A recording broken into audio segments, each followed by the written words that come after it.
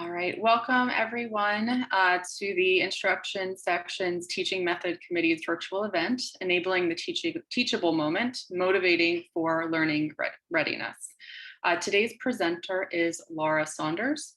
Laura is an associate professor at Simmons University School of Library Information Science, where she teaches and conducts research in the areas of reference, instruction, information literacy, and intellectual freedom.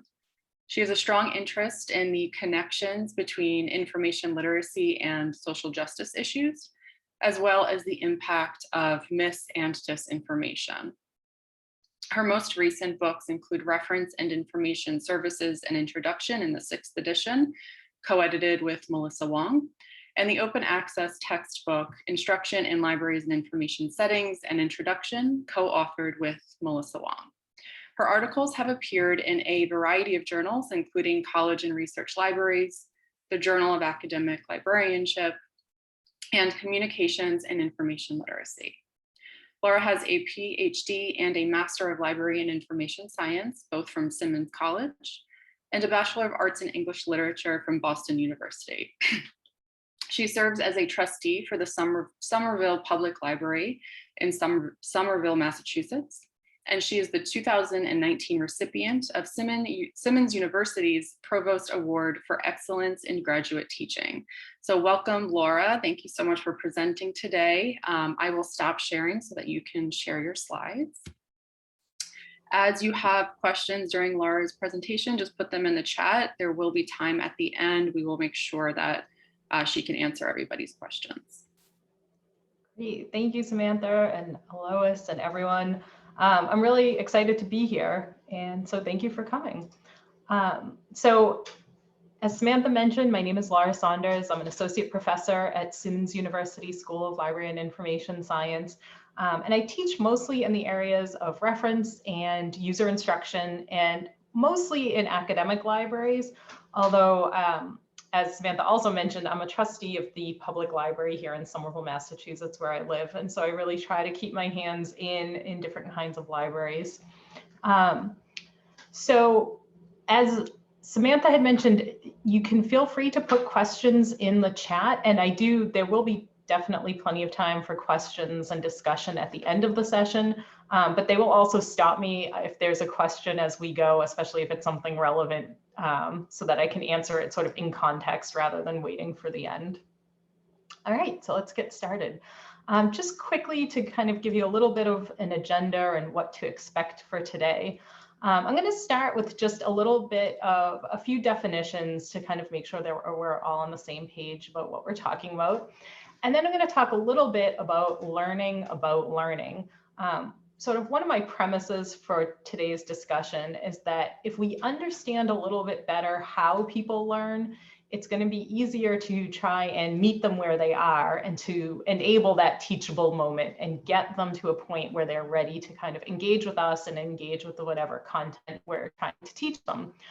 So we'll talk a little bit about developmental stages and motivation, as well as cognitive biases, which of course can get in the way of learning.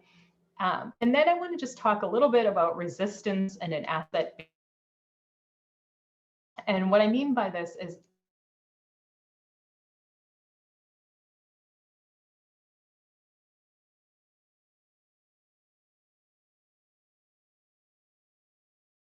folks about instruction, and in particular, when I talk about it with relation to mis- and disinformation, I almost always get the question of, but what about, and it's usually something along the lines of, but what about those people? Okay, and I see that there's a message that everything froze for a minute. Am I back? Is it okay? You look like you're okay now. There was about 10 seconds there. Yep. Okay, I'm sorry.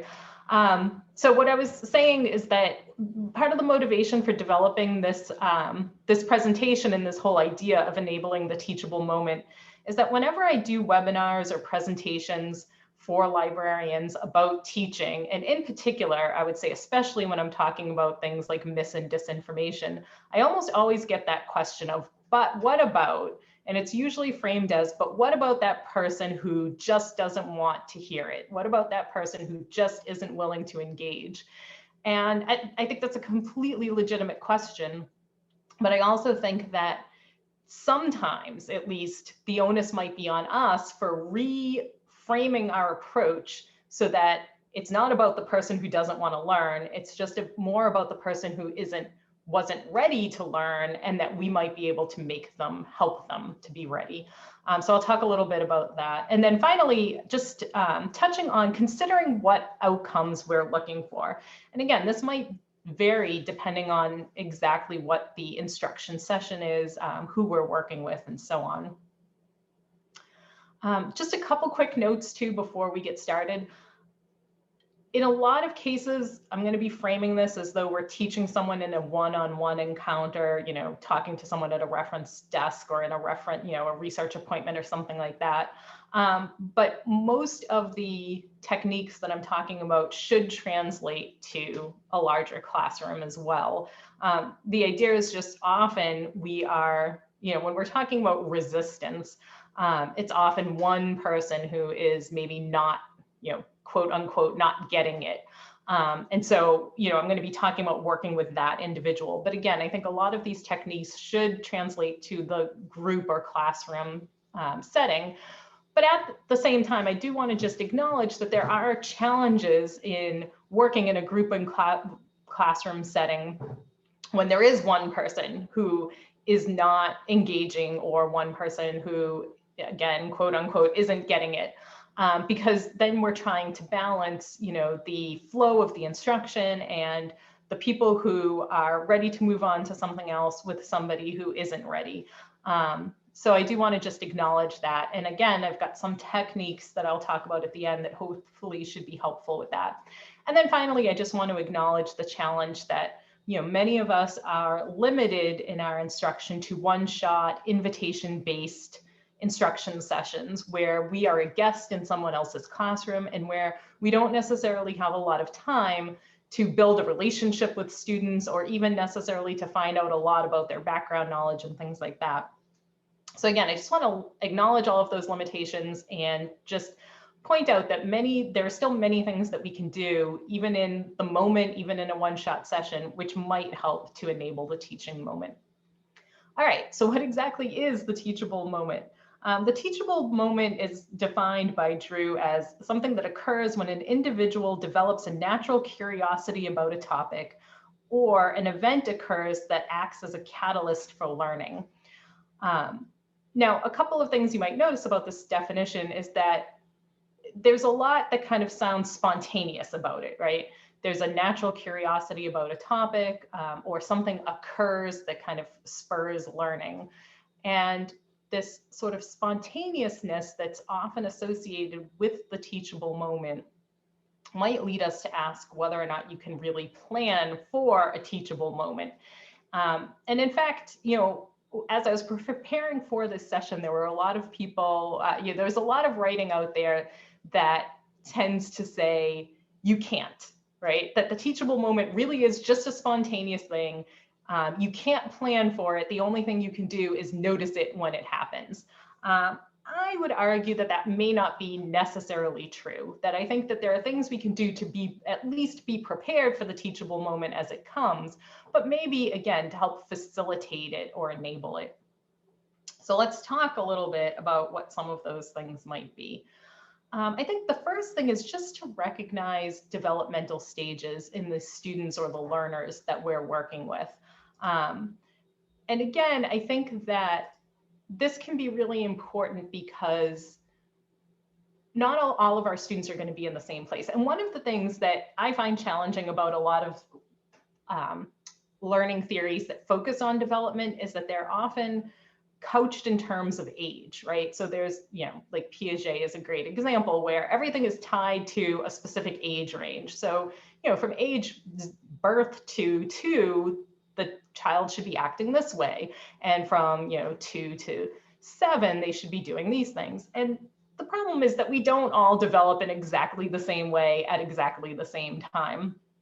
And I think when we're talking with the young adults that we're often working with at the college level, there can be a really wide range. So Perry's framework also does kind of tie pretty tightly to specific age ranges.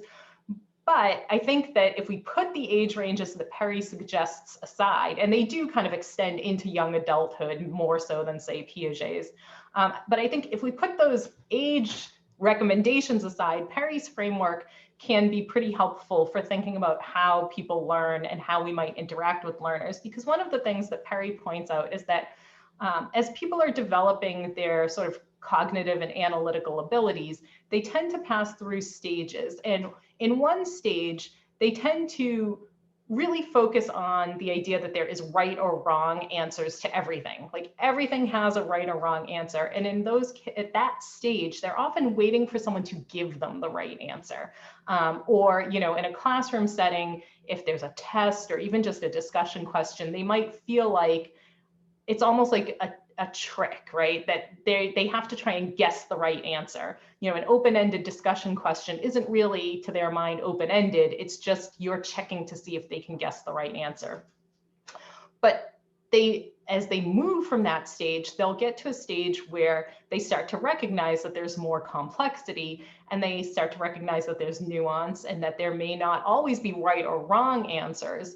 But that there's different perspectives and different points of view. Now, at this stage, one of the challenges is that they often get to a point where where it's difficult for them to weigh the evidence, right? And so they look at, you know, they recognize the fact that there's many different perspectives and sources of information, but they initially will see all of those sources as being equally valid and all of those perspectives as being equally valid. And of course, this is problematic, especially at the college level when we're trying to get people to engage with information and evaluate information. If they're stuck in this stage where it's kind of like, well, you know, everybody's got a good point and we just have to agree to disagree. But by the next stage, then they're getting to that point where they can start to recognize that, yes, there are different perspectives and there are different sources of information, but even if there's not necessarily an exact right or wrong answer, there may be better or worse answers. There may be better or worse arguments. And one of the interesting things about this framework is that it can be tied to a disciplinary perspective. And I think that that's important for a couple of reasons. First, because it acknowledges the fact that people have to sort of learn those disciplinary perspectives. And it acknowledges the fact that how we, for instance, evaluate information might be different in, say, a literature class than maybe it would be in a natural sciences class. You know, how we define authority in a literature class or an art history class might be different than how that's done in a science class. So that's helpful because it acknowledges those differences, but it also acknowledges that people could be in different stages, developmental stages, in different parts of their lives. You know, someone who's majoring in science might have a more sophisticated way of thinking about scientific information than they do about other kinds of information. So I think understanding Perry's developmental stages can be helpful in thinking about the fact that we're working with people who are in different stages and who might be in different stages in different classrooms that they're in. I also just really quickly, I wanted to just move back and touch on something that was in the chat about the fact that we're often in academic libraries dealing with imposed queries, right? You know, and this is one of the problems with the teachable moment is, by definition, the teachable moment is sort of this inspirational moment where people have this natural curiosity, but that natural curiosity can be really hard to find when you're researching something that was assigned to you, or you're taking a class that's a required class, and where therefore nothing about it, or at least initially nothing about it, seems to have anything to do with your own personal areas of interest, right? And I think we have to really acknowledge that. I think we have to really acknowledge that when we're talking about enabling the teachable moment in academic libraries, because okay, just checking because I can see some people were maybe having trouble hearing. I think it's important to acknowledge the sort of challenge of the imposed query and kind of think about how can we help people to get that interest going. And so I'm going to talk about that in a couple minutes when we talk about motivation. But getting back to the developmental theory. So Perry, I think, gives us a good way of working with students by thinking about the fact that we have to kind of move them through these stages of getting away from the idea that there's only one right or wrong answer, and then getting past the idea that all answers are equally valid to this stage where they can start to really reflect on the nuances and where they can do it within a disciplinary context. Another developmental theory that I return to over and over again, and I imagine many of you are familiar with, is Vygotsky's zone of proximal development. And so what Vygotsky tells us is that there are essentially 3 areas of learning, and they're often depicted as concentric circles, right? And so in the middle, the largest circle is the area where people are able to engage in tasks or learning activities on their own. You know, they're at a stage where they've got enough background information and enough skill level that they can work through, say, a math problem on their own. And then at the very middle is an area where even with help, they wouldn't be able to do it. So this is the area where the knowledge that they would need, or the skill development, the skill level that they would need, is so far beyond them at this point that if we were to ask them to engage in that task, it would probably just be frustrating. And even if we offered them help, they might not be able to accomplish it. But in the middle is that zone of proximal development. So this is where students are able to engage with an activity with some help, with some support. So it's not so easy as to be boring for them, but it's not so difficult as to be frustrating and overwhelming. And so if we can also think about that in relation to Perry's developmental stages, we can think about how we can gauge our audience and sort of pitch our tasks so that they fall into that zone of proximal development. So they're at that area where each individual student is ready to engage in a way that's, again, not going to be overwhelming or frustrating for them. And then finally, both of these things speak to the need for pre-assessment, right? The only way that we can really gauge where people are and then therefore sort of target our instruction to them is if we know a little bit about what they already know. And again, I want to recognize that this can be really challenging to do when we are a guest in someone else's class and we only have 45 or 60 minutes to get to know our students. But even through something like a very quick poll, you know, whether it's something embedded into Zoom or a show of hands or a really quick discussion with students as they come into class, we might be able to get a sense of what they already know about the topic that we're going to be addressing. And of course, there are also things we can do that might take a little bit more time, but that can still be but can be very worthwhile. So doing things like a KWL chart where we ask people to think about what they already know about a topic and then start to brainstorm what they want to learn about that topic. That can be helpful to kind of figure out where they are developmentally, brainstorming, concept mapping, and things like that. Any kind of pre-assessment that we can engage in can help us to figure out what stage people might be at, which again is then going to help us to target our instruction. I also want to talk about really quickly about hierarchy. So this has to do with the idea that knowledge or new information that sort of already fits into the framework that they have, to assimilate that quickly and easily, they can move on without a lot of trouble. But if they encounter information that contradicts their beliefs or is just very different from what they already know, they have to rework their mental framework to accommodate that information. And that can be really challenging for people. And it can make them feel anxious or just uncomfortable. And one of the things that I've noticed is that I think from a very young age, we tend to suggest to students, maybe not explicitly, but implicitly, we tend to suggest that when things are easy, that's good, right? So like when you're learning something really easily, that's good, that's kind of how it should be. And I noticed this actually with my own child when he was younger. He was doing really well in math, and I told him that was great, that like I was really proud of him. And he said something along the lines of, well, it's okay now, but it's going to get harder. And when it gets harder, I might not do as well. And so I'm worried about that. And I found myself having to explain to him, like, it's okay if it's hard. Like, it's not necessarily supposed to be easy. Like, you're learning things you don't know yet. And so it might be hard at first, but that's okay. And so I think we have to really make sure that our students get that message, that it is okay if things are a little bit hard at first. You know, we don't want them, again, to be so hard as to be frustrating or overwhelming, but it's not necessarily supposed to be so easy that you don't have to put any effort into it either.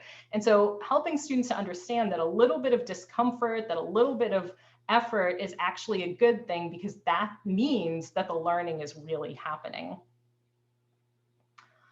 All right, so the other thing that can be really helpful in terms of getting students to be ready to learn, or to enable that teachable moment, is to help them to feel motivated to learn. So like I said, this can be really challenging, especially at the college level, and maybe especially with underclassmen, in the sense that they're often working on imposed queries where they may not feel any natural motivation, at least at first. And the other complicating factor is that they might be feeling anxious, anxious about their grades, anxious about whether or not, they are up to the task and things like that. And we also have to recognize that any sort of anxiety can kind of interfere with people's ability to think critically. And so anything we can do to help allay that anxiety should be helpful. The other thing is, think about what might make this motivating for a student. We tend to focus on grades, but like I said, grades are not necessarily the best motivator. For a lot of people, they're anxiety inducing, but there are other things that can be good motivators. One thing is transparency. And what I mean by that is sharing with students why we're asking them to learn what we're asking them to learn, or why we're doing it in a particular way. Because often, the content, the reason that the content is important, or the reason that we are engaging in a particular activity to learn the content, is so obvious to us that we might forget that it's not obvious to the student, or it may not be obvious to all of the students. And so one of the things we can do is just really clearly lay out for them all of the whys behind our decision making. And this comes in the form of things like lesson plan outcomes, telling them what they're going to learn by engaging in a particular session. But again, it also can be telling them why they're going to learn that. And we can try to tie those whys into what might be most motivating for those particular students at that particular moment. So for some, it might be getting a good grade, right? So it might be explaining to them that by learning these search strategies, by learning how to evaluate sources, by learning, how to distinguish what is good information, you're going to be able to write a better paper, and you're going to be able to get a better grade. But in some cases, there might be other things that are motivating. For non-traditional age students, students who are coming back to school after being away for some time, students who have other family and job obligations, saving time might be the thing that's really motivating for them. But the other thing about transparency is just kind of helping them to think about why we're doing it in the way that we're doing it. One of the things I've been thinking about a lot recently is lecture versus active learning and discussion and things like that. And we're often pushed and encouraged to do active learning in our instruction sessions, because there's so much research to support that this leads to better, deeper learning.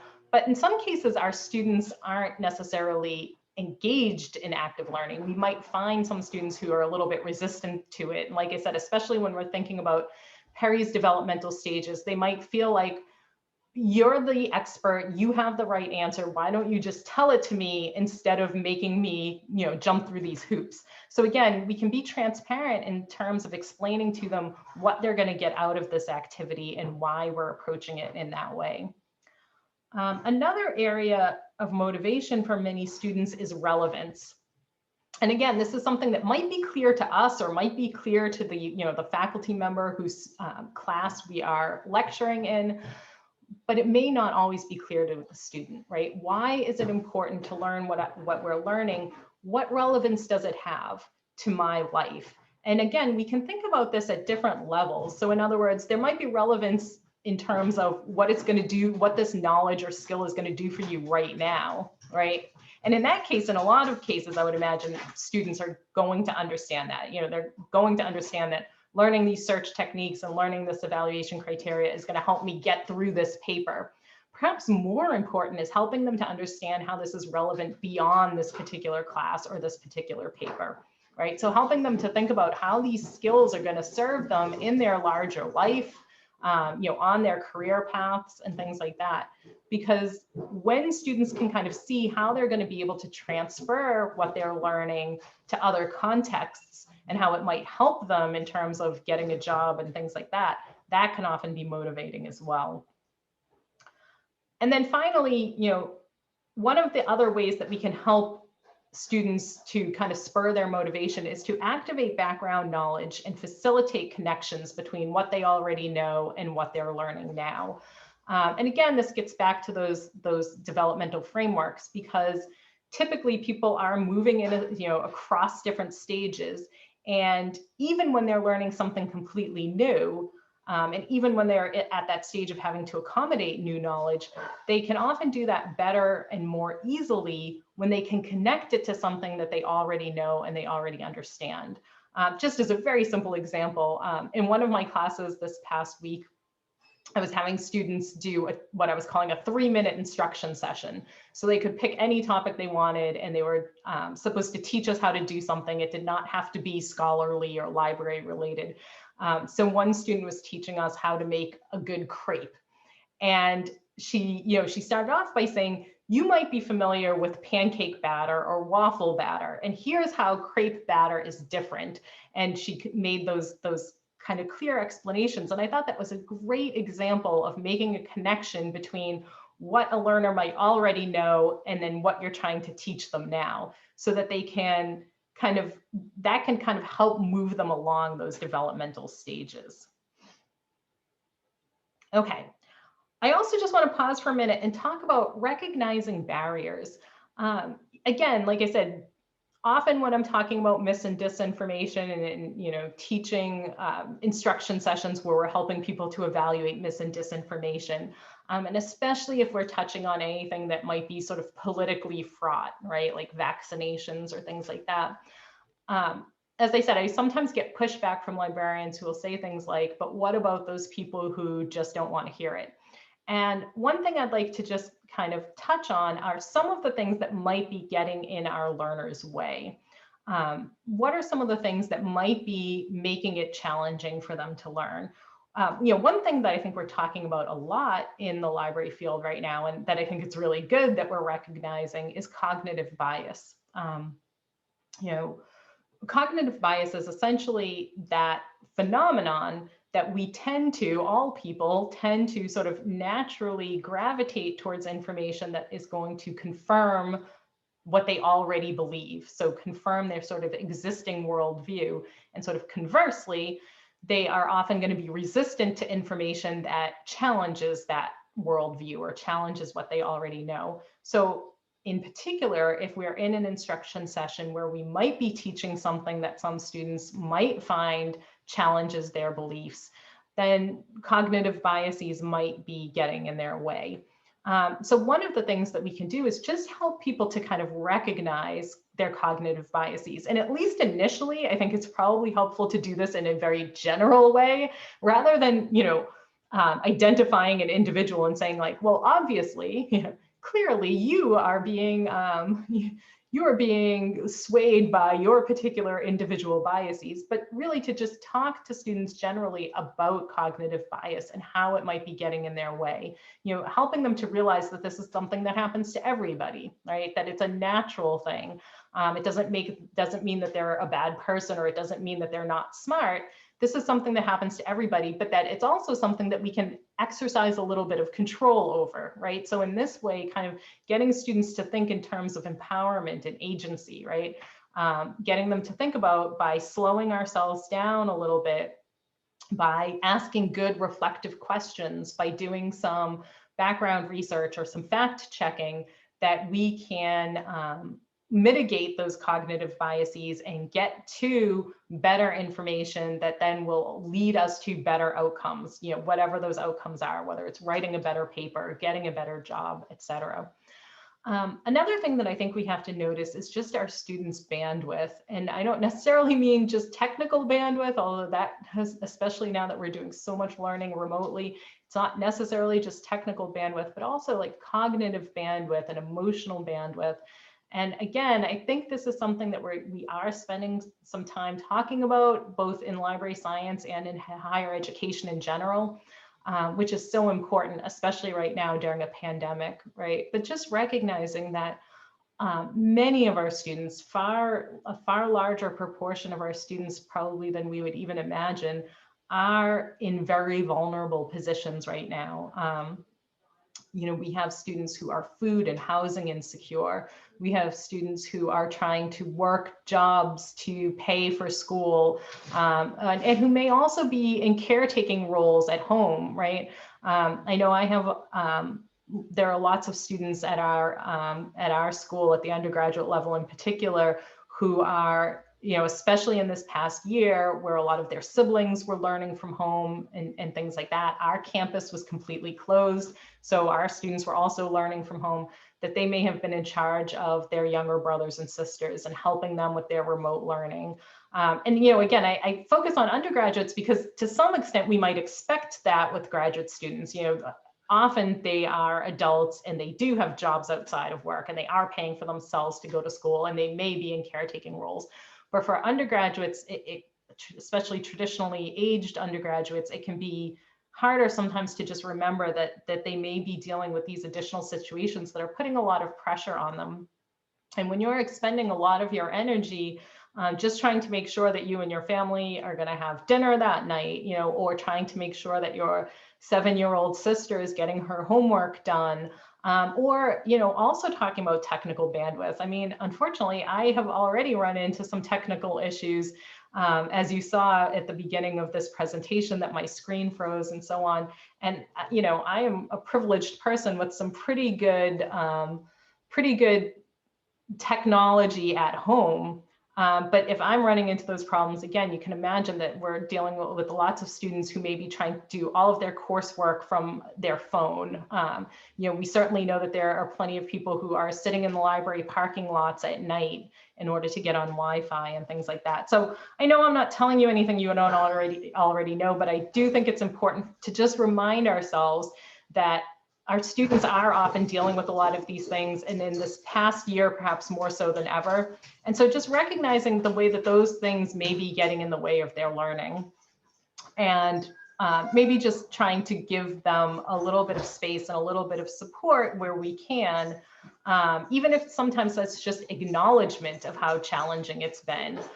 You know, one of the things that I've been trying to do with my classes, again, more so this year probably than ever before, is just acknowledging that where we all are, and, you know, starting some of my classes by just saying, I know this has been a really tough week because of X, Y, and Z. You know, and so just trying to let students know that I understand that to some extent. So if we can kind of acknowledge those things, maybe have a little bit, you know, of empathy, and again, kind of offer some of that human support to our students as we are able to. But with all of that said, like I said, we still end up kind of getting to this question about what about the person who, you know, what about the person who just doesn't want to learn? What about the person who just doesn't want to engage?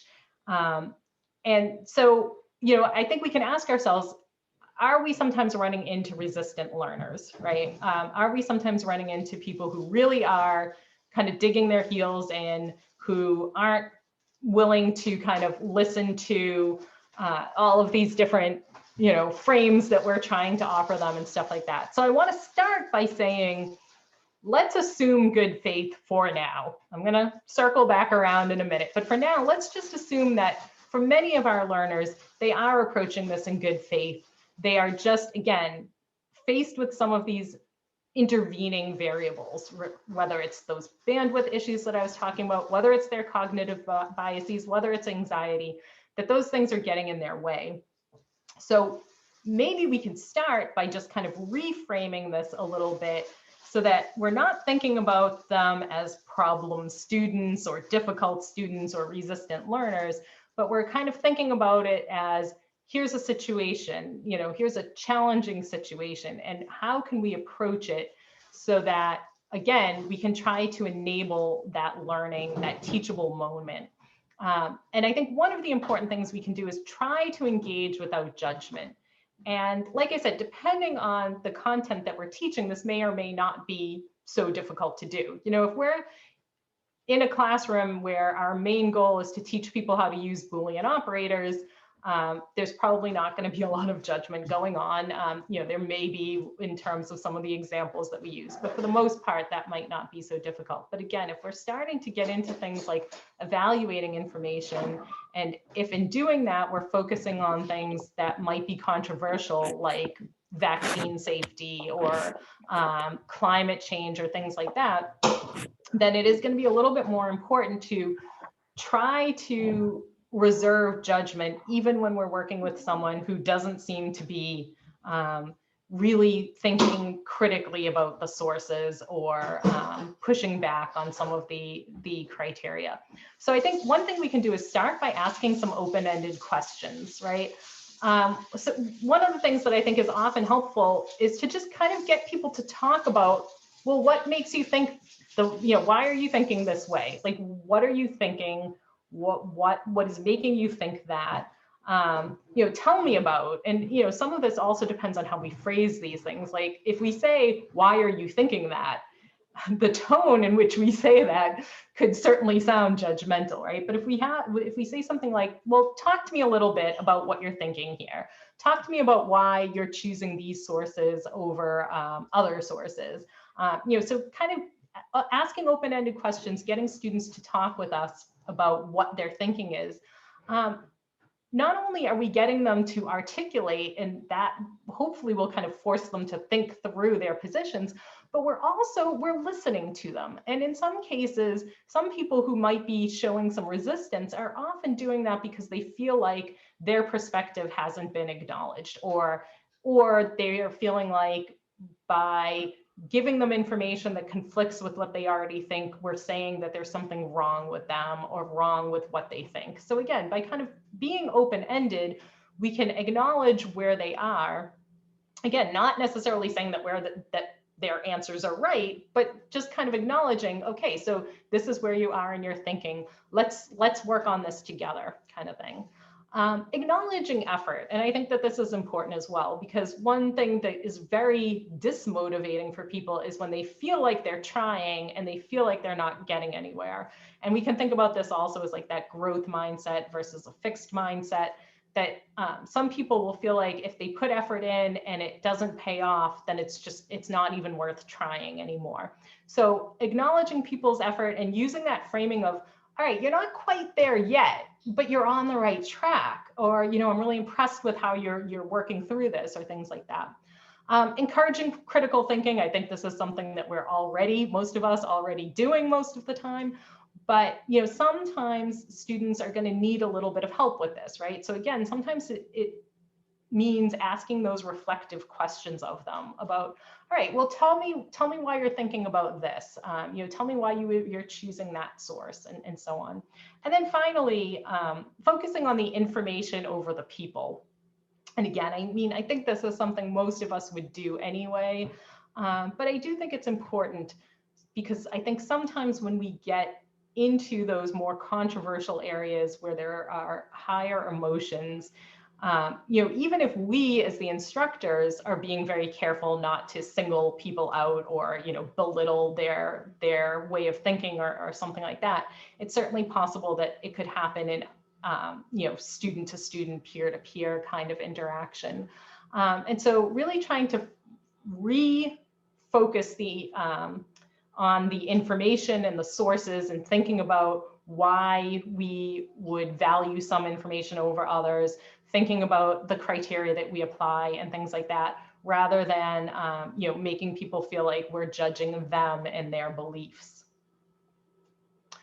And then finally, I would also say, especially when we're talking about controversial information, we need to kind of be clear with ourselves, what is the outcome that we want here? And this is something, as I've been teaching this user instruction course with some of my students this semester, and we've been talking about some of these more controversial topics that we might be trying to teach, there's been some question about, well, what is the outcome that we're trying to work towards here, right? Are we trying to change students' minds or convince them of a particular point of view, a particular way of thinking?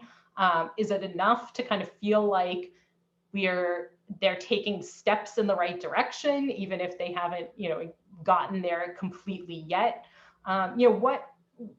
What is going to be an acceptable outcome in this particular situation? And one thing that I try to remind myself from time to time is that my role as an instructor typically is to try and teach people how to think as opposed to what to think. And I know that this is a fine line, but I do try to tell my students, and I try to not just tell them this, but model this for them, that in the end, they are free to think how they want to think, right? I am going to present certain information to them. I'm going to talk with them about how we evaluate information or how we think through certain situations. I'm going to maybe, because I'm teaching library science students, I'm going to tell them what the professional guidance is on certain topics and things like that. But in the end, they have to decide for themselves what they think. And they have to be able to support their positions. They have to be able to explain their positions. They have to be able to support them. So sometimes I find that helpful in the sense of kind of delineating between kind of teaching those skills, say, for evaluating information, as opposed to saying, here's what you should be thinking in this particular situation. And then finally, I just wanted to circle back to, but what about when? And I would say that there are going to be times when we are going to be faced with someone who really is just digging in their heels, or to use another metaphor, who's got an axe to grind. And, my hope is that this might happen a little bit less often in, an academic higher education classroom than it would maybe say in a public library where we might be, running programming. But it really can happen anywhere. So what happens when you are, you're trying to go through an instruction session, you're trying to move people along, and you've got someone who's really just holding up the learning, and they're doing it, like I said, we can assume good faith at first, but at a certain point, we may have to acknowledge that this person really doesn't want to engage with us. They really just want to make a particular point. And so I think that there's a couple of things that we can do that can be helpful here. So one thing, depending on sort of the intensity of the conversation, is to use the parking lot, right? And so this is when we say to someone, oh, that's a really great idea, or that's a great question, or maybe don't even frame it as great, but just say, thank you for bringing up that question. It doesn't really fit in with what we're discussing right now, but let me make a note of that, and we'll try to come back to that later. So you put the idea in the parking lot, and the idea is that you'll try to circle back to it later. And maybe there's not going to be time in that session to circle back to that, but maybe we can offer to that student, listen, if you really want to discuss this further, I can try and be available outside of class. We can make an appointment, something like that. But it's a way of kind of removing a problematic topic or idea, especially when it really doesn't align with what we're trying to share or develop, the content that we're talking about. So putting those ideas in the parking lot. Again, depending on the intensity, we may have to, we can agree to disagree. And again, this is not saying that we think that if somebody is taking a really contrary position on an established topic, agreeing to disagree is not necessarily saying like, oh, you have a good point, or you may be right about that, or whatever, but it's more just kind of saying, at this point, we can't argue this topic anymore. And so we're going to, I'm going to leave that discussion here, and we're going to move on. So in other words, I would say that there may be times where we have to disengage from a particular conversation when it's kind of clear that the person is not looking to engage in that teachable moment, but they're just looking to make a point. But other than that, I think to kind of pull this all together, I think that if we sort of acknowledge where our students are in their learning and also where they are in their lives, and if we can kind of, with sort of an empathetic approach, we can target our learning so that it falls into the appropriate developmental area for them. If we can be transparent about what we are teaching them and why we're teaching it to them in that way, if we can help to try and make connections for them so that they see the relevance of what they're learning, not just to the immediate task at hand, but to the sort of their broader lives. And if we can help them make connections between what we're teaching them and what they already know, I think in a lot of cases, we can kind of spark that motivation to learn more. And so in that way, enable the teachable moment. So I am going to stop there and thank you all for listening. And I'm happy to open it up at this point to questions and discussion. And I think I'm going to stop sharing my screen just so that I can kind of see more people.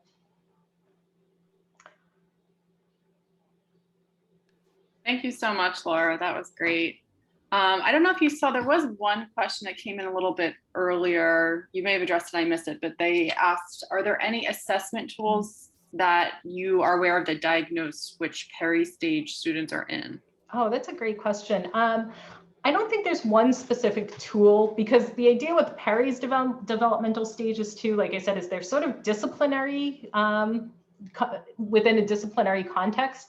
So to an extent, there's not like an easy way to just say like, oh, you're in this stage. But I do think that there are questions we can ask, or there are activities that we can engage in a particular, with a particular student or in a particular group of students to try and assess that stage. So I think quick poll questions related to the content and getting people to answer some questions about, just to use a relatively easy example, like if we were talking about vaccine safety, right? Maybe posing some questions about if you got information from this source and that source, which ones do you think are going to be more reliable, and asking a couple of questions along those lines that will help to kind of see if people are able to sort of make those distinctions among sources, or if they're at that point where they're still just looking at everything as being sort of equally valid and there's no use in trying to decide among them. Like I said, other things you can do too, like having people do brainstorming or concept mapping. So getting them to kind of just pull out already what they already know about a topic and what the connections are that they see among various areas of a topic and stuff like that can give you a sense of where they are in their thinking. And actually, I think KWL charts can be really useful, even though those have often sort of traditionally been used with younger students, right? So it's like having 3 columns and having them list what do I already know about a topic and what do I want to learn about a topic, and then eventually you circle back and have them list out what have I learned after engaging in the activity. I think those can be really useful for diagnosing, so to speak, where people are, because as they list out what they already know about a topic, you can kind of evaluate if there are gaps in their knowledge, if there are things that are sort of misconceptions and things like that. And as they start to talk about what they want to learn, the same kind of thing, you can kind of tell by the way they're phrasing their questions and stuff like that, how deeply they're engaging with the topic. Let's see, and I can see there's a couple of things in the chat. And I do agree. So Carmen is saying that it's harder to engage online than in person, and maybe even more so when you're engaging asynchronously. And again, I think it's different too if you're talking about asynchronously, like through sort of standalone tutorials and one-shot sessions, or asynchronously through a semester-long course. I do teach asynchronous semester-long courses, and although they are harder, because you've got that gift of time, I think you can get into some of these issues. But if you're doing a standalone, 1 hour session asynchronously, I think it is challenging. But I think if nothing else, you can certainly do the sort of transparency and relevance portion by just explaining again, like, why are we learning this content? Why are we learning it in this way? How is it going to be relevant to you? If you have those things sort of introducing the session, that should help to hopefully spark the students' interest and motivation to some extent. And you can also pose some reflective questions to get to that activation of prior learning. There's no way to know for sure if they're going to engage with those questions if it's completely standalone and asynchronous, but it at least gives them that opportunity. And Gerald's point about using storytelling and asking students to think beyond the assignment, I think those are excellent examples. And just, one other thing that I've done in the past, I often teach a required course in the LIS program. And like any required course, there's always some people who are sort of resentful that they have to take that course.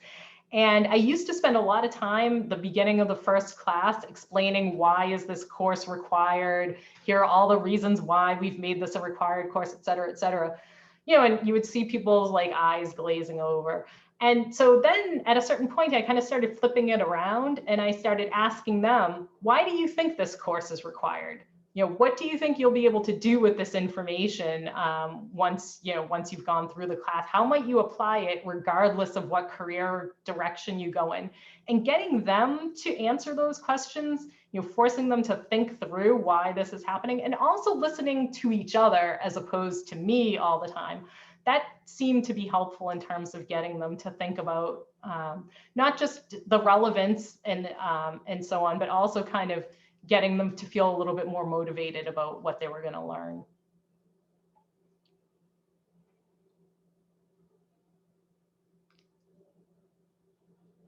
Any other questions or any other techniques that other people find useful in this way?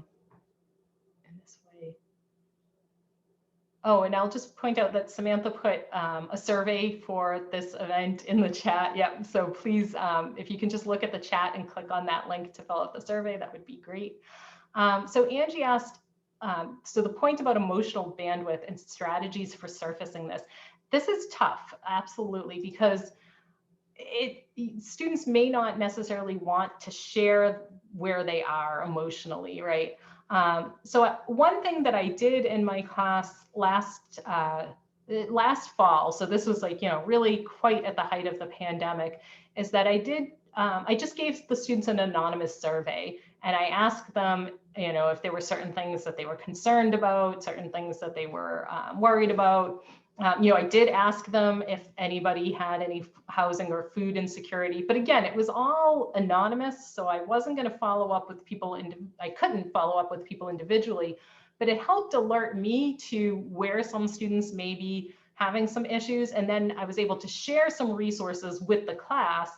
We had actually the university had started a fund for students that they could apply for help with, meeting financial needs and things like that. So, I made sure to share that and, just kind of addressed some of these topics. So I think if there's ways to allow people to share their thoughts anonymously, sometimes that might be comfortable for them. The other thing is maybe not even necessarily, maybe just working on the assumption that there are going to be at least some students who are going to be facing these issues. And so it may not matter so much. We may not have to surface it with individual students, but maybe we can kind of proactively be thinking about what are students going to be needing to help with these issues. And so helping to make sure that students are just always aware as much as possible of their, all of the support services that are available to them, and making sure that we're constantly kind of redirecting them to those, or just reminding them that those exist. And then I think it's Renee who put, you can try an anonymous smiley face to distraught sad face scale. Yes, that's a great idea. And I know one of my, you know, you can find all these memes now too, right? So there's like smiley face to frowny face, but there's also things like, you know, Muppet, like Grover from Sesame Street with like different expressions. And it's like, which Grover are you today? You know, 1 through 5 or whatever. And that can be a lighthearted way to get students to just kind of, you know, let you know where they are on that particular day. And again, it can be done anonymously or not, but at least it's just kind of a quick, easy way of checking in with students. You know, to the extent that we can make ourselves available outside of class as well. And I know that this is, you know, this is different again when you're talking about one-shot sessions versus semester-long courses and things like that. But I think that you know, there's so much research to show what a difference it will make for a student if they feel like there's one person on campus who cares about their well-being. And so the extent to which we can just say to them, listen, I'm available, like here's my office, you know, office number, here's my email, whatever, you know, feel free to reach out to me. I think that that can be helpful as well.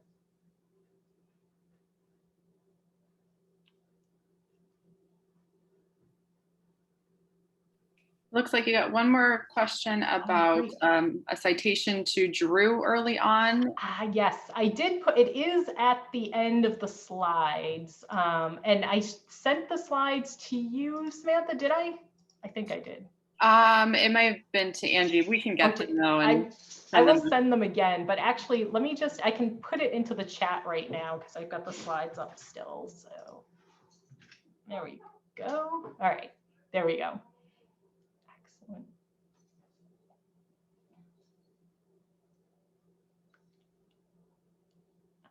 Thank you. We have about 3 minutes left. If anyone has any final questions they want to put into the chat.